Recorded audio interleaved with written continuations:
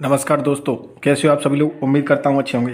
तो साथियों, आज हम टॉपिक नंबर 2 को लेकर आपके बीच में आए हैं। शॉर्ट नोट्स यानी पप्पू सिंह प्रजापत का क्वेश्चन बैंक है, यूथ कंपटीशन का वॉल्यूम 4 और 5, और जो यूथ की एक कंप्लीट बुक आती है 14,258 बुक्स क्वेश्चन वाली, उसको क्या है मैंने शॉर्ट नोट्स में कन्वर्ट किया है। और मैं कोशिश करूँगा जो भी साथी फर्स्ट ग्रेड की तैयारी कर रहे हों तो उनके लिए शॉर्ट नोट्स काफ़ी अच्छे होंगे। तो साथियों, आपको वीडियो लगे तो अच्छी लगे तो वीडियो शेयर करें और चैनल को सब्सक्राइब करें। तो साथियों, बात करते हैं। यहाँ पर मैंने क्या है, क्वेश्चन सीधे सीधे लिखे हैं, ना कि उसके बारे में व्याख्या लिखी है, कि मैं चाहता हूँ कम टाइम में आप अच्छा पढ़ें और एक रिवाइज कर सकें टाइम आने पर। तो साथियों, बात करते हैं आज टॉपिक नंबर 2 की। टॉपिक का नाम होगा प्रागैतिहासिक और आद्यैतिहासिक, यानी पाषाण काल व ताम्र पाषाण काल। तो सबसे पहले फर्स्ट प्रश्न देखते हैं कि प्रश्न पूछा गया था प्रागैतिहासिक राग के टीले संबंध है, यानी कहाँ से संबंधित है। तो दक्षिण भारत के कतिपय नवपाषाण स्थलों से। उसके बाद प्रश्न पूछा गया था नेक्स्ट, नवपाषाण कालीन स्थल जो राग के टीलों के लिए जाने जाते हैं, यानी राग के टीलों के लिए कौन कौन से क्षेत्र प्रसिद्ध हैं। तो पिक्लियल कहाँ पर है, कर्नाटक में। कुपुगल कहाँ पर है, कर्नाटक में। बुद्धहल कहाँ पर है, कर्नाटक में। और संगनकुल्लू, ये चार क्षेत्र क्या है, कर्नाटक में राग के टीलों के लिए प्रसिद्ध हैं। उसके बाद बात करते हैं दो और क्षेत्र हैं, कौन कौन से, उतनूर व पालवाय। ये कहाँ पर है, आंध्र प्रदेश में। यानी उतनूर पालवाय आंध्र प्रदेश में स्थित हैं। पिक्लियल, कुपुगल, बुद्धेल और संगनकुल्लू ये पर कहाँ पर है, कर्नाटक में। यह सभी क्षेत्र क्या राग के टीलों के लिए प्रसिद्ध हैं।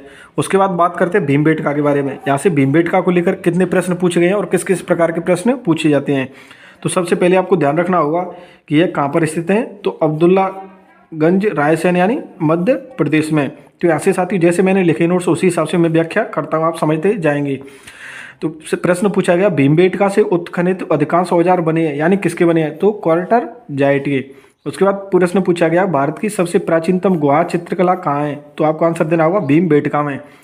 प्रागैतिहासिक चित्रकला के लिए प्रसिद्ध है कौन सा स्थल, भीमबेटका। यह किसका, कौन सी उसका युग का है। तो मध्य प्रस्तर युग से संबंधित है। आपसे प्रश्न पूछा जाए कि भीमबेटका किस युग से संबंधित है, तो मध्य प्रस्तर युग से संबंधित है। उसके बाद प्रश्न पूछा गया कि भीमबेटका में मध्य पाषाण काल से पाषाण चित्रों का बनाना प्रारंभ हुआ। आपसे प्रश्न पूछा जाए कि मध्य पाषाण काल से पाषाण चित्रों का बनाना प्रारंभ हुआ कहाँ पर, भीमबेटका में।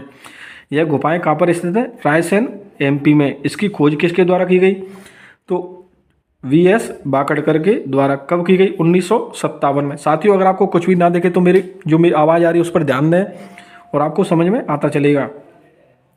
वीएस बाकड़कर भीमबेटका शैलकला स्थल की खोज करते हैं कब, 1957 में। उसके बाद प्रश्न पूछा गया कि भारत में पाषाण काल का पितामह किसे कहा जाता है। तो आपको ध्यान रखना होगा वीएस बाकड़कर को।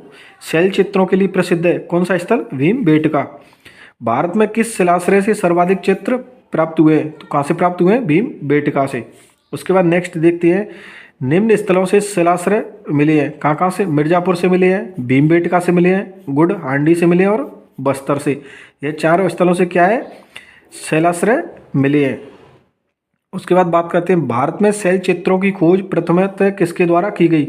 तो किसके द्वारा, एसीएल कार्लाइक के द्वारा। तो आपको यहाँ पर कार्लाइक ध्यान रखना होगा। कार्लाइक को क्या कहते हैं, भारत में प्रथम शैल चित्र की खोज किसने की। तो आपको ध्यान रखना होगा एसीएल कार्लाइल ने। फिर पूछा गया विश्व में पहला शैल चित्र कहाँ पर खोजा गया।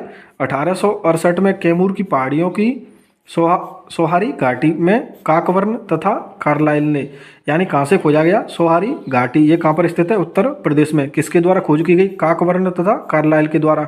कब खोज की गई, 1868 में। उसके बाद बात करते हैं भारत में पहला शैलचित्र 1867-68 में सोहागी घाटी यूपी में किसने खोजा। तो एसीएल कार्लाइल के द्वारा। भारत में पहले मध्य पाषाण कालीन शैल चित्र किस स्थान से प्राप्त हुए हैं। तो आपको आंसर देना होगा सोहारी घाटी, मिर्जापुर, उत्तर प्रदेश से। उसके बाद बात करते हैं बाघ और भीलवाड़ा को लेकर कुछ प्रश्न पूछे गए थे। यानी बाघ और कहाँ पर स्थित है, सबसे पहले आपको ध्यान रखना होगा तो कहाँ पर स्थित है, भीलवाड़ा में।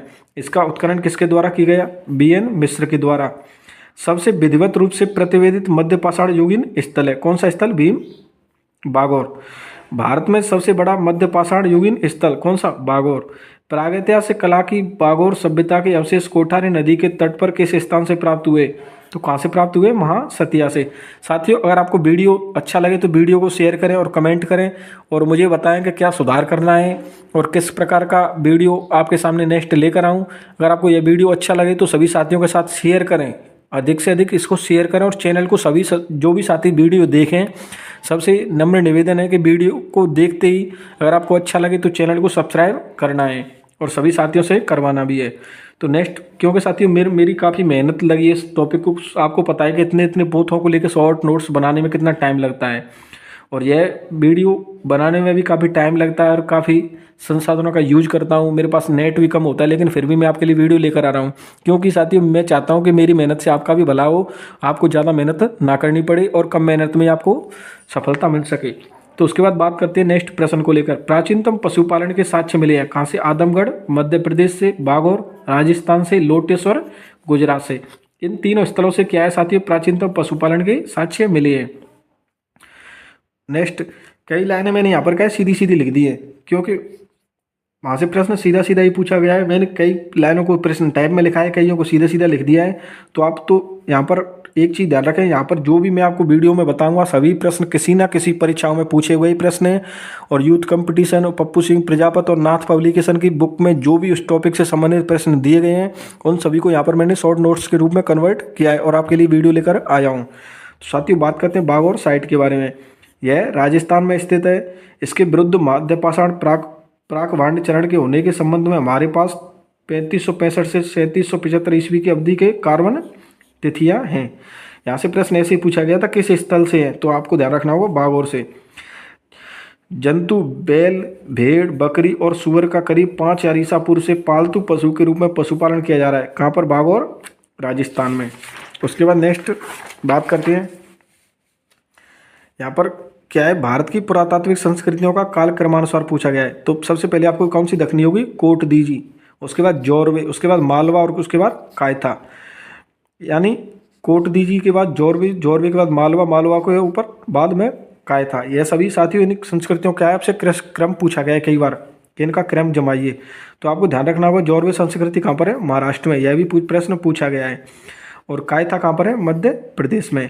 आपसे प्रश्न पूछा गया था ताम्र पाषाणिक संस्कृतियां हैं, तो आपको ध्यान रखना होगा जोरवे, मालवा और कायथा संस्कृति कौन सी है? ताम्र पाषाणिक संस्कृति। तो आपको ध्यान रखना होगा। उसके बाद ओजियाना कहाँ पर है? भीलवाड़ा में।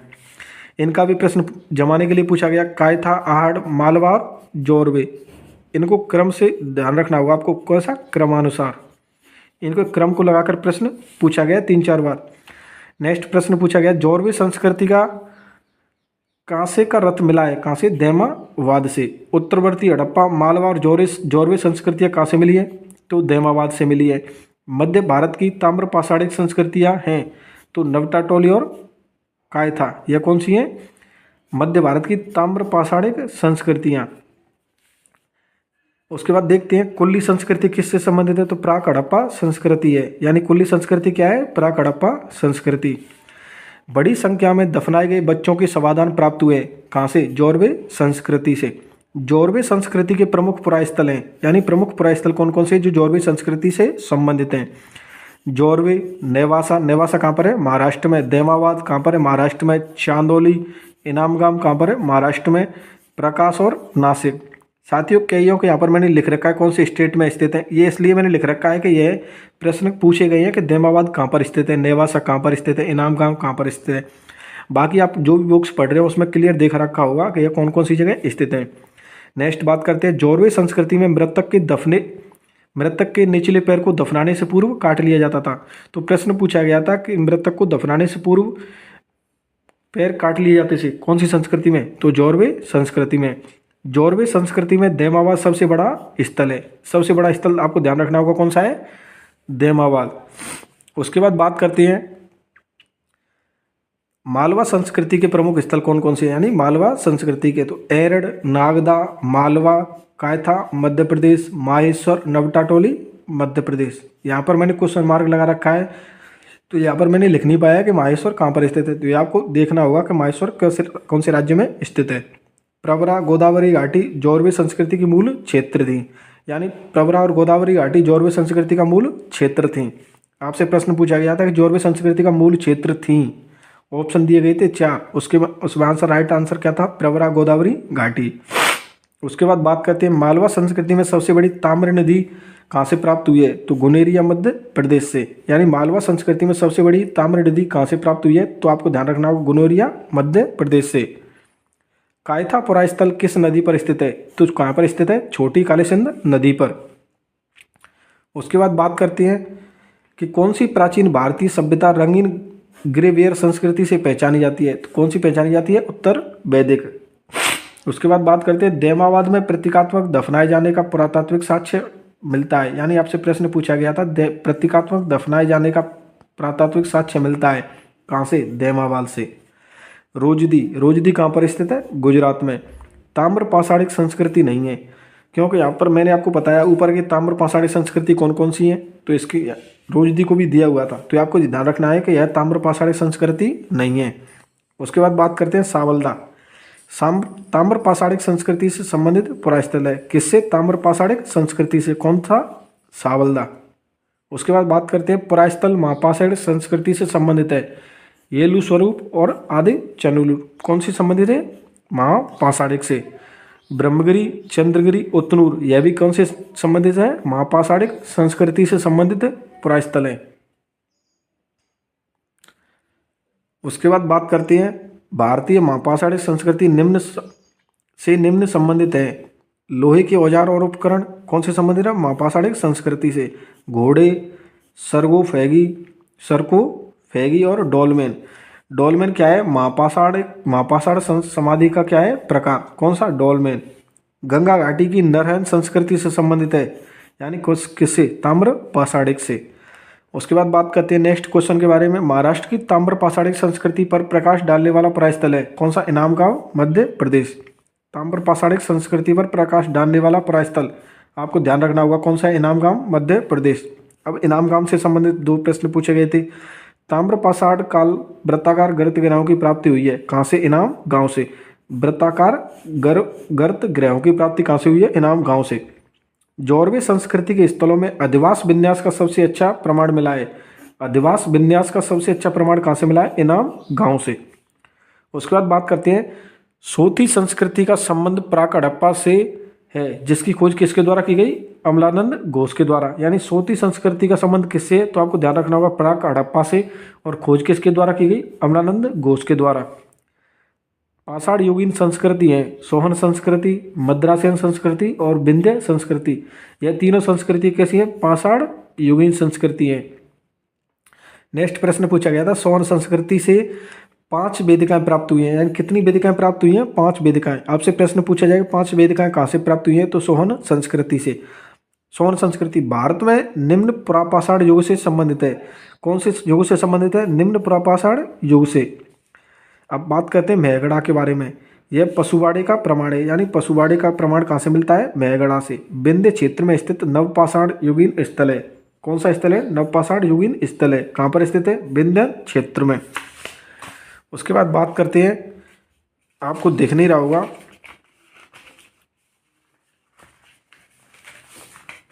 यह साथियों मेहरगढ़ के बारे में बात करेंगे अपन। अब आपको दिख रहा होगा किसके बारे में बात करेंगे, मेहरगढ़ के बारे में। प्राचीनतम नवपाषाण स्थल है, यानी कौन सा है, प्राचीनतम नवपाषाण स्थल। साथियों हो सकता है ये वीडियो थोड़ा बड़ा हो जाए, लेकिन मैं इसमें क्या है 1500 प्लस प्रश्न एक ही टॉपिक से लेकर आपके सामने आया हूँ, क्योंकि इसमें क्या है, यूथ कंपटीशन है, नाथ पब्लिकेशन है, पप्पू सिंह प्रजापति है, सभी से प्रश्न यहाँ पर उठाए गए हैं, एकत्रित किए गए शॉर्ट नोट्स में। होने को तो पेज ही तो ये 4-5 पेज हैं, डबल करेंगे तो 8-10 पेज होते हैं, लेकिन वीडियो में एक एक शब्द समझाने में, बोलने में टाइम लगता है। तो मैं तो आपसे एक ही चीज़ कहना चाहूँगा, अगर आपको वीडियो अच्छा लगे और आपको लगे कि वीडियो के अलावा हमें कुछ भी पढ़ने की ज़रूरत नहीं है, किसी भी प्रकार का क्वेश्चन बैंक सॉल्व करने की ज़रूरत नहीं है, तो इस वीडियो को देखें और इस वीडियो को कंप्लीट देखें और अच्छे अच्छे कमेंट करें। बात करते हैं मेहरगढ़ पाकिस्तान के बारे में। यह प्राचीनतम नवपाषाणकालीन स्थल है, नवपाषाण का स्थल है, आपको ध्यान रखना होगा कौन सा है, नवपाषाण स्थल है। भारत में व्यवस्थित कृषि का प्राचीनतम प्रमाण कहाँ से प्राप्त हुआ है, तो कहाँ से प्राप्त हुआ है, मेहरगढ़ से। कृषि के प्रमाण कहाँ से प्राप्त हुए हैं, मेहरगढ़ से। कौन कौन सी मिले यहाँ पर फसल, गेहूं, जौ, खजूर और कपास। कौन कौन से मिले, गेहूं, जौ, खजूर और कपास। भारत की सबसे पुरानी कृषि बस्ती के रूप में जाना जाता है, कृषि बस्ती के रूप में किसको, मेहरगढ़ को। भारत में कृषि के प्राचीनतम उल्लेख है कहाँ पर? मेहरगढ़ में। पाकिस्तान में प्राचीनतम नवपाषाण युगीन परास्थल है जो बोलन नदी घाटी में, यहाँ पर कहाँ पर स्थित है? यह बोलन नदी घाटी में पाकिस्तान में स्थित है मेहरगढ़ स्थल। भारत में पशुपालन एवं कृषि के नवीनतम साक्ष्य प्राप्त हुए कहाँ से? मेहरगढ़ पाकिस्तान से। यहाँ से प्राचीनतम स्थायी जीवन के साक्ष्य प्रमाण मिले हैं कहाँ से? मेहरगढ़ से। मेहरगढ़ से पाषाण संस्कृति से लेकर हड़प्पा तक की सांस्कृतिक अवशेष प्राप्त हुए। यानी पाषाण संस्कृति से लेकर हड़प्पा तक की सांस्कृतिक अवशेष कहाँ से प्राप्त हुए? मेहरगढ़ से। उसके बाद बात करते हैं भारतीय उपमहाद्वीप के किस नवपाषाण कालीन स्थल से फसल उत्पादन का प्राचीनतम साक्ष्य मिला है? तो कहाँ से प्राप्त हुआ है? मेहरगढ़ से।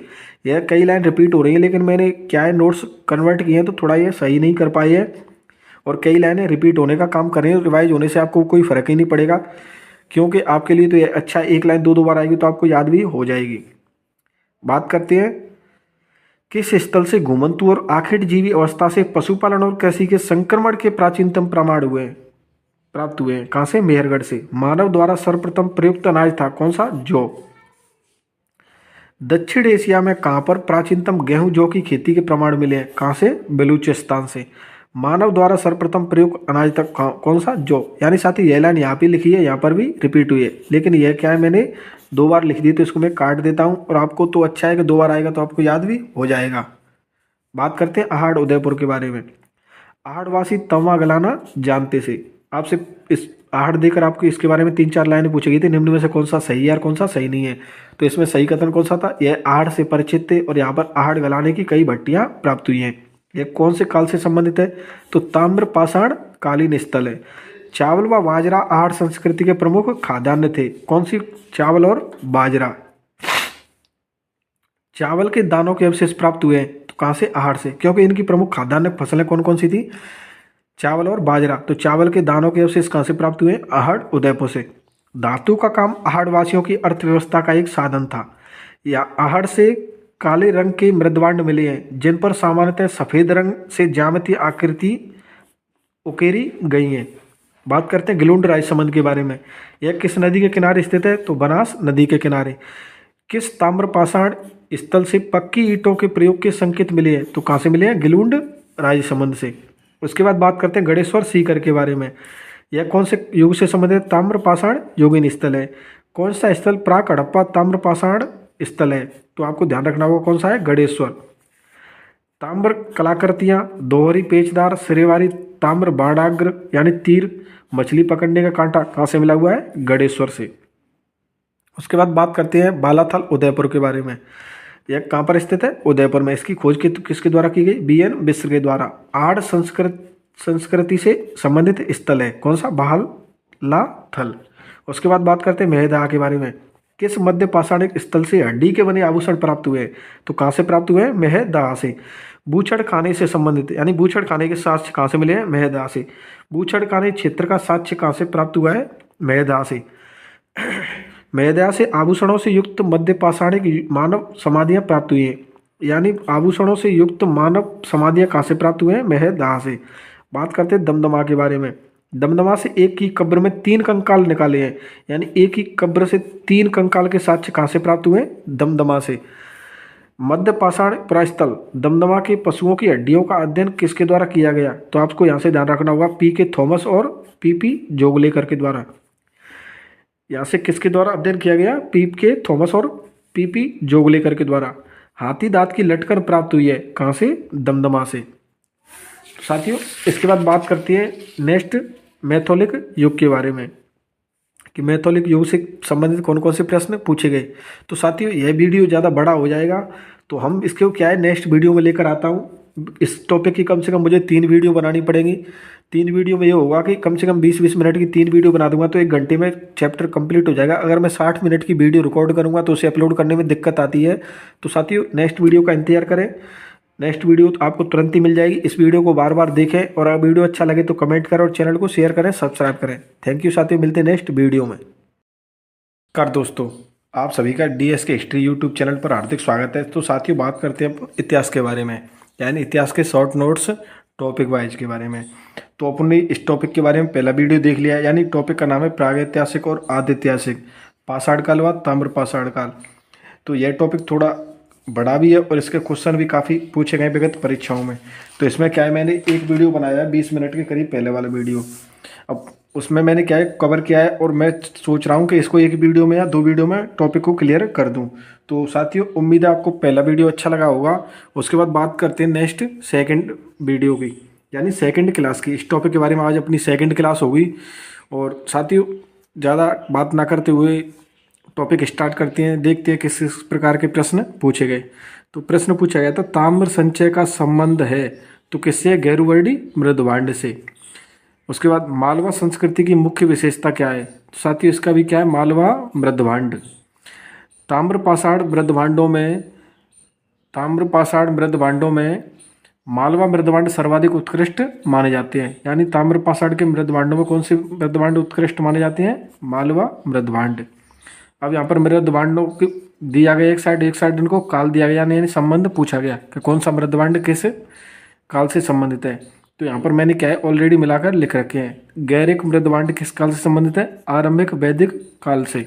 उसके बाद बात करते हैं उत्तरी कालीन चमकीले मृदभांड किससे? द्वितीय नगरी क्रांति से संबंधित है। बात करते हैं कृष्ण लोहित मृदभांड। तो साथियों कि यह किसी विशिष्ट काल से संबंध नहीं है। चित्र दूसर मृदभांड, यह उत्तर वैदिक काल से संबंधित है। साथियों, यह मृदभांड मिलाने को देकर क्वेश्चन पूछा गया था। और उसके बाद नेक्स्ट बात करते हैं नेक्स्ट प्रश्न के बारे में। गैरिक मृदभांड पात्र यानी ओसीपी का नामकरण हुआ कहाँ पर? हस्तिनापुर में। तो साथियों, अपन क्या है शॉर्ट नोट्स के माध्यम से इतिहास की जो भी फर्स्ट ग्रेड को लेकर क्लास लेकर आ रहे हैं। और अगर आपको वीडियो अच्छा लगे तो चैनल को सब्सक्राइब करें और सभी साथियों का साथ शेयर करें। और इसमें से अगर कोई भी बात आपको गलत लगे या कोई भी प्रश्न गलत लगे तो मेरे को कमेंट करके अपना सुझाव दें और कमेंट करके मेरा हौसला बढ़ाएं। तो साथियों, बात करते हैं नेक्स्ट।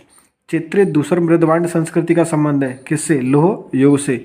ताम्र पाषाण काल पाषाण युग या चलकोलिथिक अर्थशास्त्र था, कैसा था? ग्रामीण। यानी ताम्र पाषाण को ही क्या कहते हैं? चलकोलिथिक काल, यानी चलकोलिथिक अर्थशास्त्र का संबंध पूछा था, कैसा था? ग्रामीण। उसके बाद किसने यूपी में प्रथम नवपाषाण उपकरण प्राप्त किए? किसने? ले मसूरिये ने। उसके बाद बात करते हैं उपकरणों की खोज तथा नियोलिथिक युग में उनके क्रियान्वयन की जानकारी देने वाला रहे, कौन थे? ले मसूरियो, यानी ले मसूरियो। ये दोनों नाम मिलते हैं इनके, ले मेजुरायर या ले मसूरियो, एक ही व्यक्ति था। बात करते हैं प्राचीन काल के उपकरण परंपरा से जुड़ा है, यानी उपकरण परंपरा से जुड़ा है प्राचीन काल से। कौन कौन सा? मोस्टेरियन, एचुलियन, ओल्डोवान। यह क्या है? प्राचीन भारत की उपकरण परंपरा से जुड़े हुए थे। जबकि जुड़ा हुआ कौन नहीं था? तो यह शब्द 4 दे रखे थे, इनमें से यह नहीं था, ग्रेसियन। उसके बाद बात करते हैं नेक्स्ट, लेवा तकनीक द्वारा बनाए गए फलक उपकरण किस भूगर्भीय युग की विशेषताएं? तो यह किसकी विशेषताएं? मध्य प्लीस्टोसिन की विशेषताएं। हस्तपरशु आकार के उपकरण हैं, कौन कौन से? फ्लैग, चॉपर और बोरर। यह कैसे हैं? परशु आकार के उपकरण। बात करते हैं लघु पाषाण उपकरण मध्य पाषाणकालीन संस्कृति के प्रमुख उद्योग हैं। यानी मध्य पाषाणकालीन संस्कृति के प्रमुख उद्योग क्या है? लघु पाषाण उपकरण। बसूली, छेनी, छेद वाला गोल पत्थर किस संस्कृति के हैं? तो यह किसके हैं? नवपाषाण युग के। किस युग में प्रथमतः टिन का मिश्रण किया गया? यह किस में किया गया? तांबे में। साथियों, यह वीडियो आपके लिए इसलिए उपयोगी होगा, अगर आप किसी भी कोचिंग से कर रहे हो या कोई भी बुक्स पढ़ रहे हो तो आपको कम से कम ये तो पता होना चाहिए कि हमारे लिए परीक्षा के लिए महत्वपूर्ण चीज़ क्या है और आप पढ़ क्या रहे हैं। आज तक विगत परीक्षाओं में इस टॉपिक से किस प्रकार के प्रश्न पूछे गए हैं, तो मैं यहाँ पर क्या है पूछे हुए प्रश्नों को ही ओनली शामिल करता हूँ, ना कि अपनी तरफ से कोई भी प्रश्न एक्स्ट्रा नहीं जोड़ता हूँ। जो भी विगत परीक्षाओं में प्रश्न पूछे गए हैं उनके बारे में बात करते हैं। तो नेक्स्ट बात करते हैं पूर्व पाषाण युग के लोगों का प्रमुख उद्यम क्या था? यानी उद्योग क्या था? उद्यम क्या था यानी कार्य क्या था? शिकार। फसल काटने का आयताकार उपकरण पाषाण उपकरण, जिसे क्या कहते हैं? हार्वेस्टर, किस नवपाषाणकालीन संस्कृति से प्राप्त हुआ है? कहाँ से प्राप्त हुआ है? हार्वेस्टर कहाँ से प्राप्त हुआ है? कश्मीर से। फसल काटने का क्या था? ये आयताकार उपकरण। उसके बाद बात करते हैं भारतीय उपमहाद्वीप में धातु का पहला प्रमाण कहाँ पर मिला? बलूचिस्तान में। कौन सा प्रागैतिहासिक स्थल बड़े परिमाण में लघु पाषाण उपकरणों के उत्पादन के लिए जाना जाता है? यानी कौन सा प्रागैतिहासिक स्थल बड़े परिमाण में लघु पाषाण उपकरणों के उत्पादन के लिए जाना जाता है? कौन सा? आदमगढ़। बात करते हैं अतिरमपक्कम को लेकर कई प्रश्न पूछे गए हैं। तमिलनाडु का सबसे समृद्ध पुरापाषाण युगीन स्थल है। सबसे पहले ध्यान रखना होगा अतिरमपक्कम कहाँ पर स्थित है? तमिलनाडु में। किस युग से संबंधित है? पुरापाषाणकालीन युग से संबंधित है। अतिरमपक्कम से एस्युलिन औजारों के साथ पशुपद चिन्ह के एक समुच्चय का साक्ष्य मिला है। आपसे प्रश्न पूछा गया था किस स्थल से एस्युलिन औजारों के साथ पशुपद चिन्ह के एक समुच्चय का साक्ष्य मिला है? तो कहाँ से मिला है? अतिरमपक्कम से। विशुद्ध पुरापाषाण उपकरण है, यानी विशुद्ध पुरापाषाण उपकरण है कौन कौन से? हस्तकुठार, विदरणी, वेदनी या दक्षिणी। हस्तकुठार उपकरण किस विधि का उपकरण था? बाईफेशियल। हस्तकुठार कौन सा है? पुरापाषाण युग का प्रमुख औजार था, यानी किस युग से संबंधित था? पुरापाषाण युग से। सर्वाधिक संख्या में हस्तकुठार यानी हैंडेक्स और क्लीवर प्राप्त हुए किससे? निम्न पुरापाषाण काल में। किस युग से प्राप्त हुए? निम्न पुरापाषाण काल में। क्या क्या? हस्तकुठार, इंडेक्स या क्लीवर। 1863 में रॉबर्ट ब्रुसफुट को हस्तकुठार मिला था। कहाँ पर? पल्लवरम नामक स्थान से। इसी और प्रश्न पूछा जाए कि प्रागैतिहासिक पुरातत्व का जनक किसे कहा जाता है? प्रागैतिहासिक पुरातत्व का जनक किसे कहा जाता है? रॉबर्ट ब्रुसफुट को। रॉबर्ट ब्रुसफुट के द्वारा 1863 में हस्तकुठार खोजा गया। कहाँ पर? पल्लवरम में। उसके बाद बात करते हैं नेक्स्ट पल्लवरम के बारे में। पल्लवरम कहाँ पर स्थित है? मद्रास में। कहाँ पर स्थित है? मद्रास में। तो भारत में पुरापाषाणकालीन पाषाणिक उपकरण सर्वप्रथम कहाँ मिले थे? यानी प्रश्न पूछा गया भारत में पुरापाषाणिक उपकरण सर्वप्रथम कहाँ मिले थे? तो कहाँ पर मिले थे? पल्लवरम में। 30 मई 1863 को रॉबर्ट ब्रुसफुट ने मद्रास के पास स्थित पल्लवरम से किस पुरापाषाणिक परंपरा के उपकरण खोजे थे? तो आपको मैंने पहले बता दिया, हैंडेक्स या क्लीवर परंपरा के उपकरण खोजे थे। बात करते हैं लहुरादेव के बारे में। लहुरादेव कहाँ पर स्थित है? पूर्वी उत्तर प्रदेश में। यह झील के किनारे स्थित प्रारंभिक कृषि स्थल है, यानी झील के किनारे कैसा है? प्रारंभिक कृषि स्थल। लहुरादेव गंगा घाटी में धान उत्पादन का प्राचीनतम प्रमाण यहाँ से प्राप्त हुआ है, यानी गंगा घाटी में धान उत्पादन का प्राचीनतम प्रमाण कहाँ से प्राप्त हुआ है? लहुरादेव से। भारतीय उपमहाद्वीप में कृषि के प्राचीनतम साक्ष्य कहाँ से मिले हैं? तो आपको आंसर करना होगा लहुरादेव, उत्तर प्रदेश से। उसके बाद बात करते हैं किस प्रागैतिहासिक स्थल से जंगली धान तथा खेती की जाने वाली प्रकार के धान के प्रमाण मिले हैं? यानी जंगली धान कहाँ से मिले हैं? बेलन से, बेलन नदी घाटी से। मिट्टी के बर्तन बनाना, कृषि कार्य, पशुओं को पालना, पत्थर के औजारों का घर्षण और उन पर पॉलिश करना किस काल से संबंधित है? नवपाषाण काल से। यानी कृषि कार्य कब स्टार्ट हुआ? नवपाषाण काल में। मिट्टी के बर्तन कब बनाए? नवपाषाण काल में। पशुओं को पालने की परंपरा कब से स्टार्ट हुई? पत्थरों को औजारों का घर्षण और उन पर पॉलिश करना कहाँ से? नवपाषाण संस्कृति से। बात करते हैं नवदा टोली के बारे में। यह कहाँ पर स्थित है? मध्य प्रदेश में। इसका उत्खनन किसके द्वारा किया गया? HD साकलिया के द्वारा। नवदा टोली में सर्वाधिक अनाज की किस्में मिली हैं, यानी सर्वाधिक अनाज की किस्में कहाँ से मिली हैं? नवदा टोली मध्य प्रदेश से। यह किस काल से संबंधित है? ताम्रपाषाण स्थल है। तो साथियों, अगर आप ये वीडियो जो भी साथी यहाँ तक देख कर आया है तो मैं उससे एक निवेदन करना चाहूँगा, एक रिक्वेस्ट करना चाहूँगा कि मैं ग्रामीण परिवेश में रहने वाला एक नॉर्मल सा विद्यार्थी समझ लो। मैं हमेशा अपने आप को विद्यार्थी मानता हूँ, चाहे मैं कुछ भी बन जाऊँ। तो साथियों, यह वीडियो तैयार करने में काफ़ी टाइम लगता है, बोलना भी पड़ता है, मेहनत करनी पड़ती है, नोट्स भी बनानी पड़ती है, सभी बुक्स को एक जगह रखकर सभी को अध्ययन किया जाता है, तो उसमें भी टाइम लगता है। मैंने कितनी मेहनत की होगी आप समझ रहे होंगे।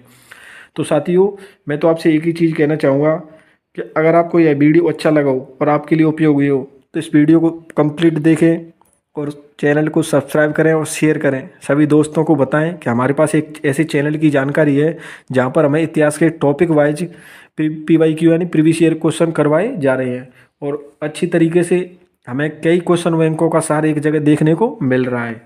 तो इस वीडियो को शेयर करें और चैनल को सब्सक्राइब करें, क्योंकि साथियों मैं ग्रामीण इलाके में रहता हूं तो मुझे 2 GB या 3 GB नेट डेली मिलता है। एक एक वीडियो 5-5 GB की हो जाती है। आपको पता है सिंपल मोबाइल से रिकॉर्ड कर रहा हूँ और इसे कितना भी साइज कम करूँ फिर भी 3 या 2-3 GB की रहती है। तो साथियों मैं खुद अपने आप को नेट खुद यूज नहीं करता, मैं आपके लिए क्या है वीडियो अपलोड करता हूँ।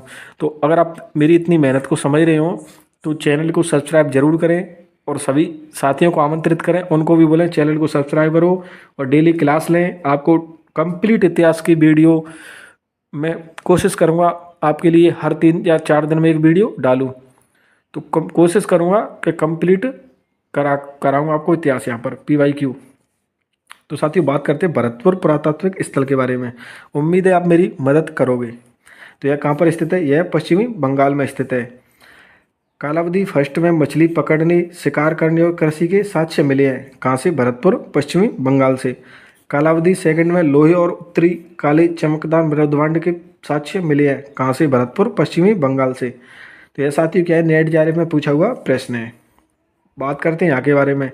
इनका क्रम लगाने को पूछा गया था। खड़ा मानव, बुद्धिमान मानव, नियंडरथल मानव, अति बुद्धिमान मानव। तो खड़ा मानव किससे संबंधित है? पूर्व पाषाण काल से संबंधित है। स्थायी निवास का घोतक है स्त्रीवादी यानी सेंडेटिज्म। चंद्रकेतुगढ़ कहाँ स्थित है? पश्चिमी बंगाल में। यह टेराकोटा कला और पंचचुंडा के लिए प्रसिद्ध है। विंध्य क्षेत्र के किस शिलाश्रय से सर्वाधिक मानव कंकाल मिले हैं? सर्वाधिक मानव कंकाल कहाँ से मिले हैं? लेखरिया से। अब इनके बारे में कईयों के बारे में मैंने आपको बता दिया है कि किस काल से संबंधित है। पेशरा किससे संबंधित है? बागौर, सराय राजनगर, अरकामेड़ू, दायमाबाद, लोथल और कुणाल। इनके बारे में देख लेना कौन से नवपाषाण, प्रापाषाण, पूर्व पाषाण या किस काल से संबंधित है। बात करते हैं तोबा ज्वालामुखी राख सर्वप्रथम प्राप्त हुई है। यानी तोबा ज्वालामुखी राख सर्वप्रथम प्राप्त हुई है कहाँ से? सोन घाटी से। मध्य सोन नदी घाटी का प्राचीनतम से नवीनतम भू पुरातात्विक जमाव क्रमशः इस प्रकार है। यानी आपको जमाव को लेकर प्रश्न पूछा गया था तो साफ ध्यान रखना होगा आपको। सबसे निचला कौन सा है? सिंगावल जमाव, फिर खुंतेली, पटपरा, बागौर और खेमतोही जमाव। इस जमाव को क्रम को लेकर प्रश्न एक बार पूछा गया है। तो उम्मीद है कई बार प्रश्न क्या है इतिहास में रिपीट होने का काम करते हैं। जिस भी साथी ने 2022 में स्कूल लेक्चरर का एग्जाम दिया हो उसमें इंडियन हिस्ट्री के कितने प्रश्न पूछ दिए गए? 97। साथियों 72 के करीब PYQ थे। अगर किसी ने ढंग से क्वेश्चन बैंक को सॉल्व कर रखा होता तो उसका सिलेक्शन हो जाता। तो इसलिए कहता हूँ इसका इतिहास में तो क्या प्रश्न बनेगी कहाँ से। अब यहाँ से पूछ लिया तो नेक्स्ट आपको स्वर्ण नदी घाटी के बारे में पूछ ले, या यहाँ से चंद्रकेतुगढ़ पश्चिम बंगाल टेराकोटा कला पंचचुंडा कला के लिए प्रसिद्ध है। ये एक बार प्रश्न पूछ लिया। अब के बारे में इसके बारे में अन्य कोई विशेषता चंद्रकेतुगढ़ की पूछ ले। तो इसी प्रकार आसपास घूमता रहता है। बात करते हैं रेशम जिसे साहित्य में कोसे कहा जाता है। रेशम को साहित्य में क्या कहा जाता है? कोसे। कहाँ का प्राचीनतम साक्ष्य कहाँ से मिलता है? यानी रेशम का प्राचीनतम साक्ष्य कहाँ से मिल रहा है? नेवासा महाराष्ट्र से। नेवासा कहाँ पर है? किस नदी के किनारे है? प्रवरा नदी के किनारे है। नेवासा से पटसन तथा मोटे रेशम के धागों के साक्ष्य मिले हैं।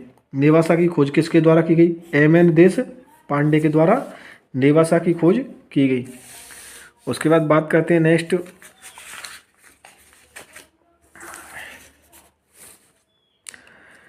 नेक्स्ट किसके बारे में बात करते हैं? क्रम के बारे में। क्रम लगाने को पूछा गया था। प्रापाषाण युग, मध्यपाषाण युग, नवपाषाण युग, ताम्र युग। तो यह तो सभी आपको नॉर्मली पता होगा। प्रापाषाण युग का प्रमुख औजार क्या था? तो क्या था? हस्त कुठार। परिष्कृत औजारों का युग माना जाता है किसको? उच्च प्रापाषाण युग को। पाषाण युगीन मानव को आग की जानकारी हुई किसमें? निम्न प्रापाषाण काल में। पूर्व पाषाण काल के लोगों का प्रमुख उद्यम क्या था? तो क्या था? शिकार। यहाँ से क्रम फिर पूछा गया। पाषाण युग, ताम्र युग, कांस्य युग और लोह युग। ये आपको क्रम सभी को पता ही होगा। ताम्र पाषाण काल को चल्कोलिथिक युग भी कहा जाता है। अब बात करें नवपाषाण काल के बारे में तो इसके प्रमुख स्थल कौन कौन से हैं? चिरांद कौन सा है? नवपाषाण काल का। सैनवर कौन सा है? नवपाषाण काल का। चिरांद और सैनवर कहाँ पर स्थित है? बिहार में। ब्रह्मगिरी कहाँ पर है? कर्नाटक में। संगनकुल्लू पिक्कलियल कहाँ पर है? कर्नाटक में। गुफ्फरकाल कहाँ पर है? जम्मू कश्मीर में।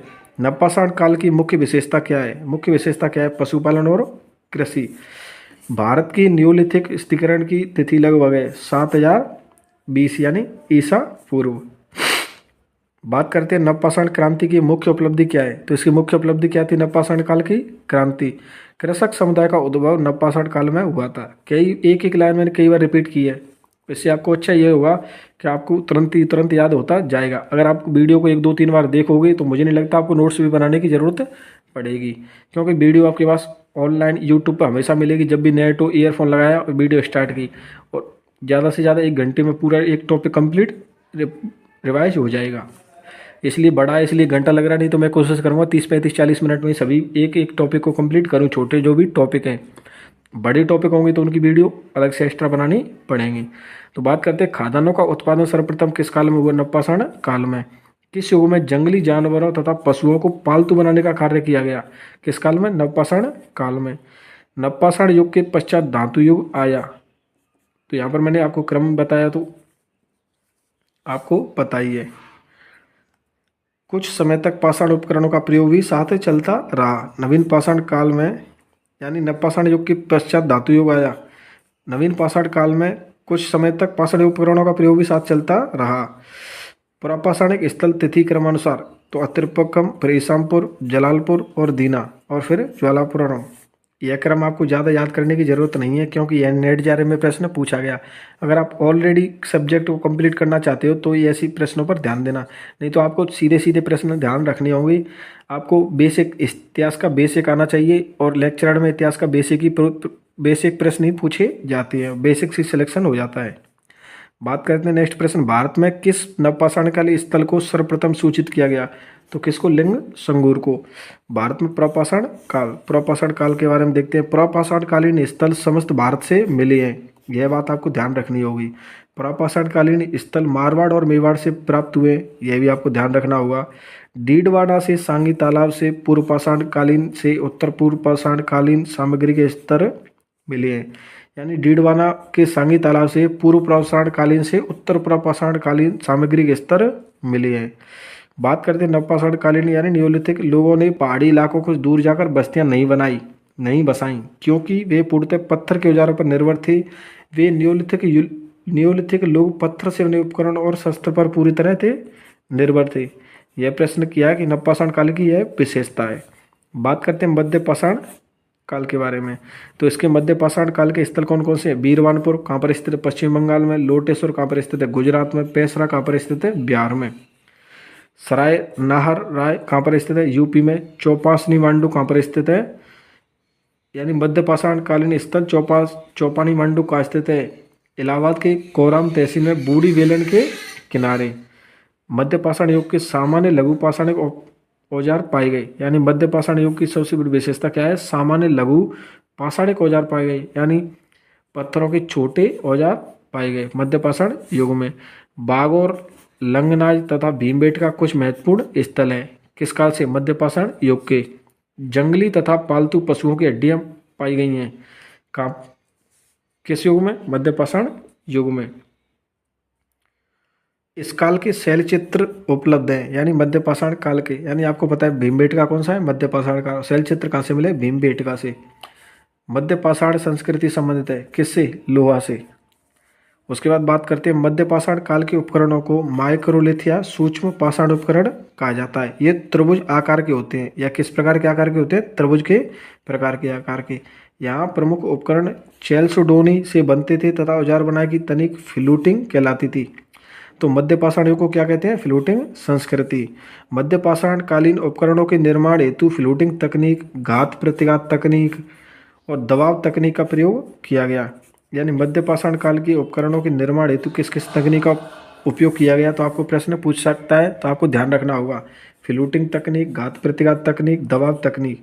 घर्षण तकनीक का संबंध किससे? नवपाषाण काल के उपकरणों से। बात करते हैं मध्य पाषाण काल की एक अन्य विशेषताओं के बारे में। किस युग से को संक्रमण काल कहते हैं? यानी संक्रमण काल किसे कहा जाता है? आपको ध्यान रखना होगा। तो संक्रमण काल किसे कहा जाता है? संक्रमण काल किसे कहा जाता है? मध्य पाषाण काल को। मध्य पाषाण काल के उपकरण बने से किससे? फलक से। मध्य पाषाण काल के लोगों को मुख्य विशेषता क्या थी? लघु पाषाणोपकरणों का प्रयोग, यानी लघु पाषाणोपकरणों का प्रयोग। किसे? फलक संस्कृति कहा जाता है। तो मध्य पाषाण कालीन संस्कृति को क्या कहा जाता है? फलक संस्कृति। HD साकलिया ने मध्य पाषाण काल, आपको दिख रहा होगा निचली लाइन लास्ट वाली बोल रहा हूँ मैं, HD साकलिया ने मध्य पाषाण काल को फलक संस्कृति कहते हैं। यानी कि आपसे प्रश्न पूछा जाए कि मध्य पाषाण काल को क्या कहते हैं, फलक संस्कृति किसके द्वारा कहा गया, एच.डी. साकलिया के द्वारा। तो साथियों आज अपने बात की यहाँ तक, और अपना वीडियो 20 मिनट के करीब हो गया है। अब 20 मिनट का एक छोटा सा एक पार्ट और बचा है। यह वीडियो 3 पार्टों में कंप्लीट हो जाएगा। तो नेक्स्ट वीडियो में बात करेंगे हम बुर्जोम के बारे में, यानी बुर्जोम से लेकर बात करेंगे बुर्जोम से आगे आगे। तो उम्मीद करता हूँ आपको वीडियो अच्छा लगा हो। वीडियो अच्छा लगा हो तो शेयर करें और सभी साथियों को बताएं कि हमारे पास एक ऐसा यूट्यूब चैनल है, एक हमारा ऐसा साथी है जो हमारे लिए मेहनत कर रहा है और हमें सपोर्ट कर रहा है। तो साथियों आप भी मुझे सपोर्ट करें। तो मिलते हैं नेक्स्ट वीडियो में, तब तक के लिए धन्यवाद। नमस्कार दोस्तों, आप सभी इतिहास प्रेमियों का हमारे यूट्यूब चैनल पर डीएस के हिस्ट्री पर हार्दिक स्वागत है। तो साथियों अपन बात कर रहे थे पाषाण काल एवं ताम्र पाषाण काल को लेकर। तो इस टॉपिक की अपनी 2 क्लास हो चुकी है। आज अपनी इस टॉपिक को लेकर तीसरी और अंतिम क्लास है। तो अपन ने बात की कि पहली 2 क्लास में इस टॉपिक को लगभग क्लियर कर ही लिया है। एक आज का अंतिम टॉपिक है। तो आज अपन क्लास के स्टार्ट करते हैं, बात करते हैं बुर्जोम के बारे में। तो बुर्जोम क्या है, कश्मीर का नवपाषाणकालीन स्थल। आपको ध्यान रखना होगा यह कहाँ पर स्थित है बुर्जोम, कश्मीर में। कौन से काल का है, तो नवपाषाण काल का।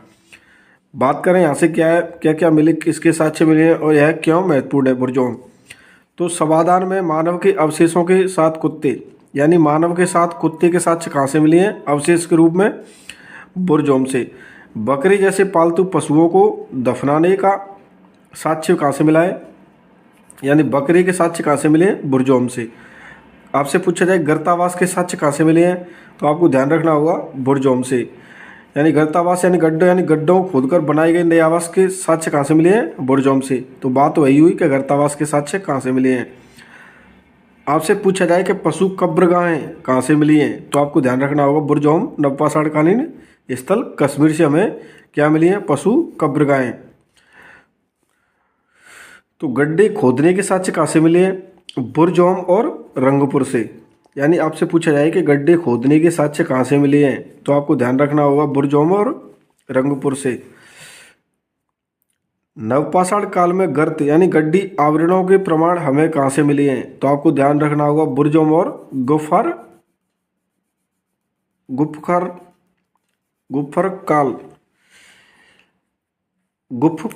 कराल के साक्ष्य कहाँ से मिले हैं, नवपाषाण कालीन में गर्त गड्ढी आवरणों के प्रमाण हमें कहाँ से मिले हैं, इन दोनों स्थानों से। अब बात करते हैं किस क्षेत्र में नवपाषाण युगीन मानव भूमिगत गड्ढों में रहता था। तो बात तो वही कि कश्मीर में, जम्मू कश्मीर में बुर्जोम एक स्थल है। वो कौन से काल का है, नवपाषाण कालीन स्थल का। वहाँ से क्या मिले, गर्तावास के साक्ष्य। गर्तावास यानी घर, गड्ढा बनाकर उसमें घर में रहना। नेक्स्ट प्रश्न यहाँ से पूछा गया था आपसे कि किस प्रागैतिहासिक संस्कृति से पत्थर पर उत्कीर्ण शिकार का दृश्य, पत्थर पर उत्कीर्ण शिकार का दृश्य मिला है, जिसमें एक हिरण का शिकार भाले और तीर से किया जा रहा है। तो यह साक्ष्य कहाँ से मिला है, बुर्जोम से। नेक्स्ट, यह सभी प्रश्न किसी न किसी परीक्षाओं में पूछे हुए प्रश्न है, तो इसलिए आप सभी के लिए एक एक प्रश्न महत्वपूर्ण है। और यह कई क्वेश्चन बैंक से मैंने एक जगह इकट्ठे किए हैं। यूथ कंपटीशन, नाथ पब्लिकेशन, पप्पू सिंह प्रजापत, वहाँ से इनको शॉर्ट नोट्स में मैंने यहाँ पर कन्वर्ट किया है। तो यह क्लास आप सभी के लिए बहुत महत्वपूर्ण है। अगर आपको क्लास यह अच्छी लगती है तो आप हमारे यूट्यूब चैनल को सब्सक्राइब करें और सभी साथियों के साथ शेयर करें, और आप रेगुलर हमारे यूट्यूब चैनल से जुड़े रहें।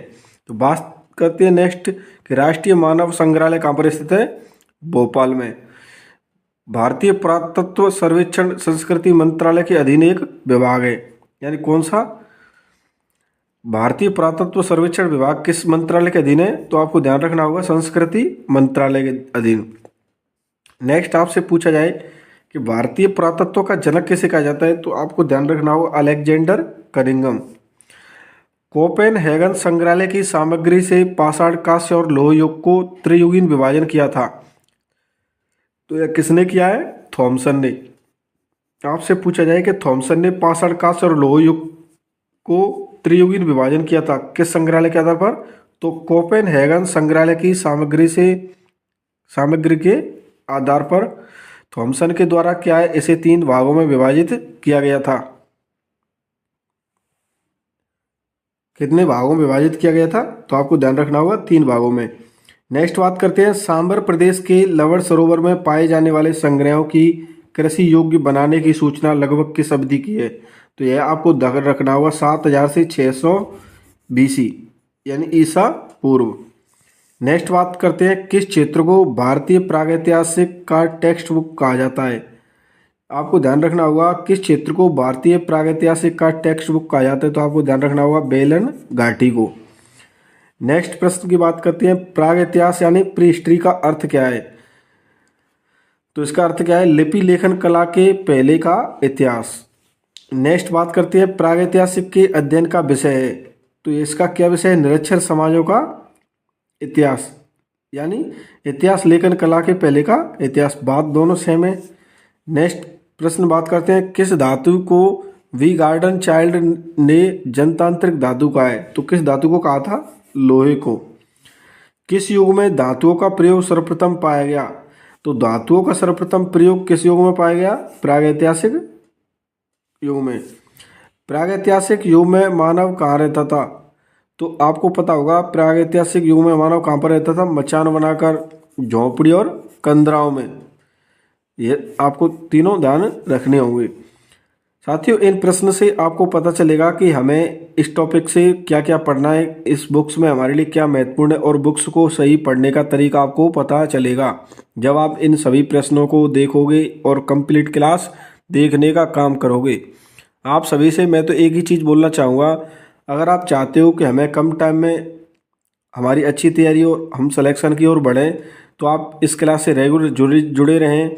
और यहाँ पर क्या है, आपको कई अन्य बुक्स को एक जगह आप इकट्ठा कर आपके सामने प्रस्तुत किया जा रहा है, और यह जिस प्रकार मेरी तैयारी में काफ़ी मददगार साबित हुआ मैटर, तो मुझे उम्मीद है आपके लिए यह क्लास काफ़ी हेल्पफुल साबित होंगी। बात करते हैं नेक्स्ट प्रश्न के बारे में कि ताम्रसम काल में महाराष्ट्र के लोग मृतकों को घर के फर्श के नीचे किस तरह रखकर दफनाते थे, तो किस तरह दफनाते थे, उत्तर से दक्षिण की ओर, उत्तर से दक्षिण की ओर। बात करें डोलेमेंस का शब्द का अर्थ क्या है, तो डोलेमेंस शब्द का अर्थ है गड़े हुए मुर्दों पर निर्मित समाधियां को क्या कहते हैं, डोलमेंस। बृहत पाषाण उपकरणों की पहचान की गई है, तो ये किसकी बृहत पाषाण उपकरणों की पहचान की गई है, किस रूप में, मृतकों को दफनाने के रूप में। नेक्स्ट प्रश्न पूछा गया था, धान या चावल के अवशेष ये कहाँ से मिले हैं, कोल्डीवा और महागढ़ा से, इन दोनों से स्थानों से क्या है, चावल के साक्ष्य मिले हैं। चावल। नेक्स्ट प्रश्न पूछा गया था कि चावल का प्राचीनतम उल्लेख कहाँ मिलता है, तो आपको ध्यान रखना होगा कोल्डीवा।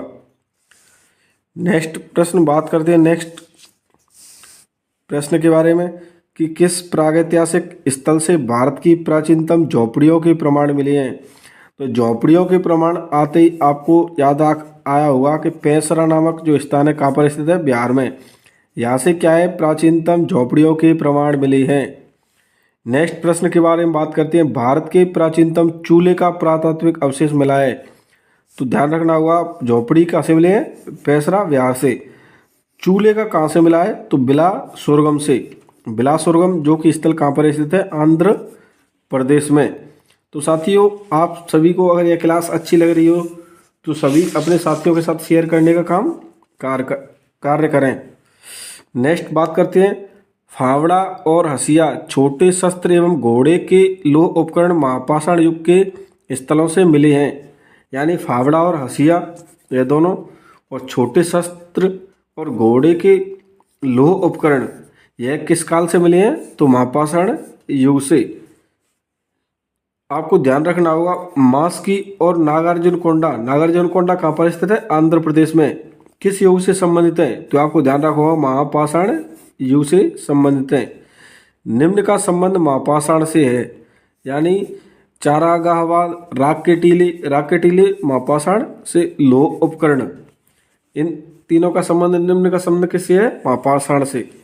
निम्न नवपाषाण युग के स्थलों से हड्डियों से बने औजार पाए गए हैं, आपको ध्यान रखना होगा हड्डियों से बने औजार कहाँ से मिले हैं, गुफराल और चिरांद से।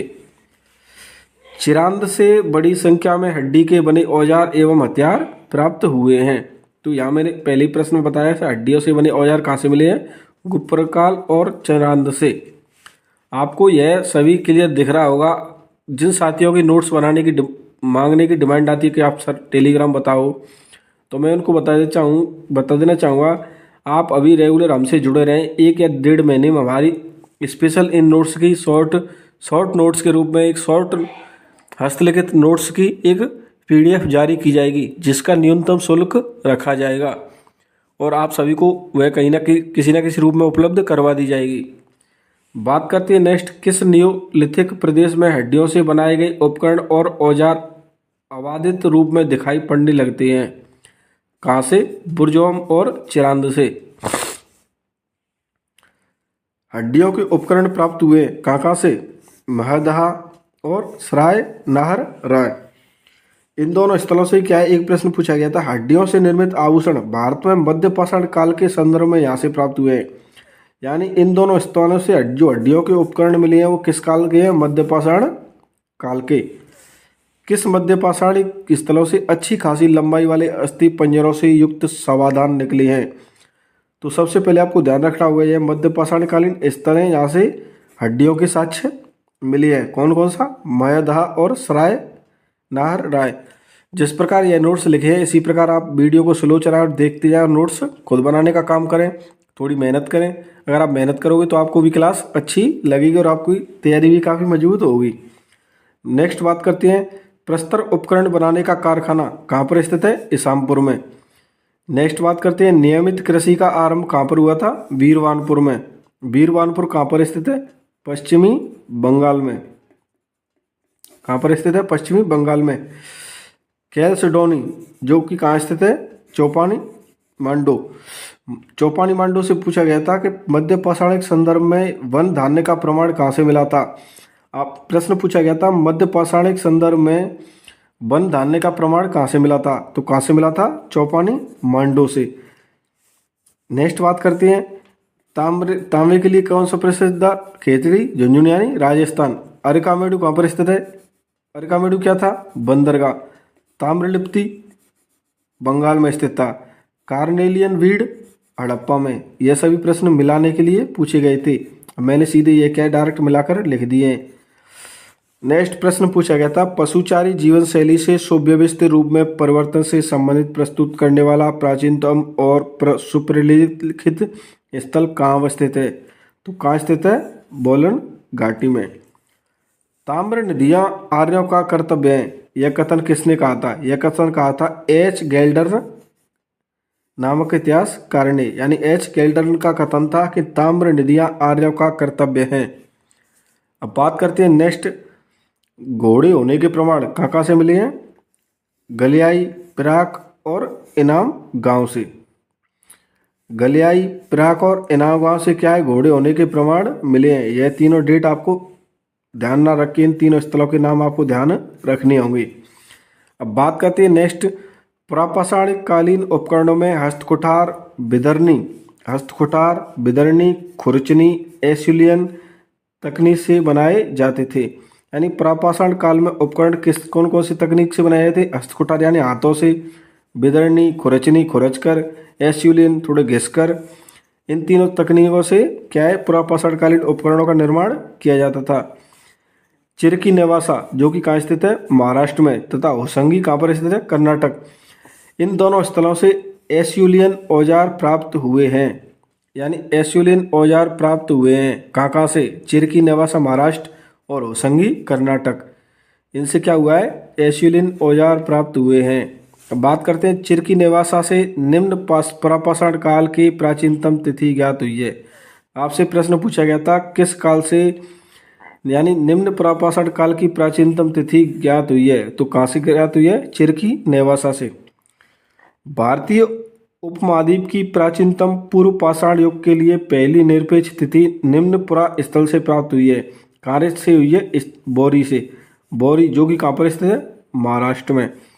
बृहद पाषाण मेगोलिथिक स्मारकों की पहचान की गई किस रूप में? मृतकों को दफनाने के स्थान के रूप में। तो साथियों, जिस प्रकार मैं मेहनत कर रहा हूँ उस प्रकार आप भी मुझे सपोर्ट करने का काम करें। चैनल को सब्सक्राइब करें और वीडियो को कंप्लीट देखा करें और बार बार रिवाइज करें। वीडियो को एक दो बार देखोगे तब सब जाके आपको ढंग से चीज़ें समझने स्टार्ट होंगी। अगर आपको वीडियो अच्छा लगा हो तो सभी साथियों के साथ शेयर करें और वीडियो को लाइक करें आप, और कमेंट कर मुझे बताएं क्या मेहनत मैं सही कर रहा हूं और आपको यह कितनी क्लास अच्छी लग रही हैं। अब बात करते हैं रोबर्ट ब्रूसफोर्ड के बारे में। तो राग के टीलों को नवपाषाण संस्कृति से जोड़ने वाला प्रथम व्यक्ति कौन था? रॉबर्ट ब्रूसफोर्ड। रॉबर्ट ब्रूसफोर्ड को भारतीय प्रागैतिहासिक पुरातत्व का जनक कहा जाता है। आपसे प्रश्न पूछा गया था भारतीय प्रागैतिहासिक पुरातत्व का जनक किसे कहा जाता है? तो रॉबर्ट ब्रूसफोर्ड को। यह कौन था? भूगर्भ वैज्ञानिक और पुरातत्वविद थे। अब देखते हैं टीजे न्यू वर्ल्ड के बारे में पूछा गया था। राग के टीले के स्थल का सर्वप्रथम उत्खनन किया था किसके द्वारा? राग के टीले के स्थल का सर्वप्रथम उत्खनन किया किसके द्वारा? टीजे न्यू वर्ल्ड के द्वारा। यानी न्यू है तो कुछ नया ही करेगा, तो राग के बारे में न्यू कर दिया इसने। और रॉबर्ट सेवेल इन्होंने तर्क दिया था कि सभी राग के टीले पशु टीलों का प्रतिनिधित्व नहीं करते हैं। तो आपको यह लाइन आपको मिलाने के लिए दी गई थी और यह आपको प्रमुख रूप से ध्यान रखनी होगी कि सभी राग के टीले पशु टीलों का प्रतिनिधित्व नहीं करते। किसके द्वारा कहा गया? रॉबर्ट सेवेल के द्वारा।